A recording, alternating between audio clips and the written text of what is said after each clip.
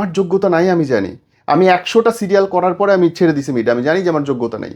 I understand.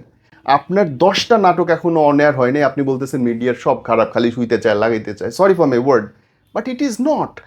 আপনি, আমার বিষয়টা তো আমি জানবো তাই না, সেটা আপনি বুঝবেন কি করে? হ্যাঁ, আপনি যেটা ফারুকি ওনাদের কথা বলছেন, প্রত্যেকটা আর্টিস্ট একটা একটা কাজ করলে তখন আরেকটা হচ্ছে, বা ডিরেক্টর বলেন যেই বলেন তাকে মানে কি আপনার অসুবিধা, ফলো আপনি করেন। কাজ পাচ্ছেন না, আপনাকে কেউ কাস্ট করতেছে না।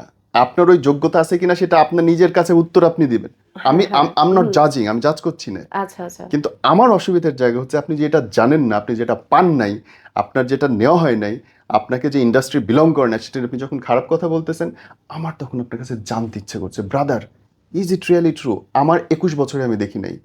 আমি বাংলাদেশের প্রত্যেকটা এ বি সি ডি কিছুই গ্রেডের দেখেননি আপনি। মানুষকে, এ বি সি গ্রেডের মানুষকে আমি চিনি ব্যক্তিগতভাবে, যাদের সঙ্গে আমার রাত দিন থাকার সৌভাগ্য হয়েছে।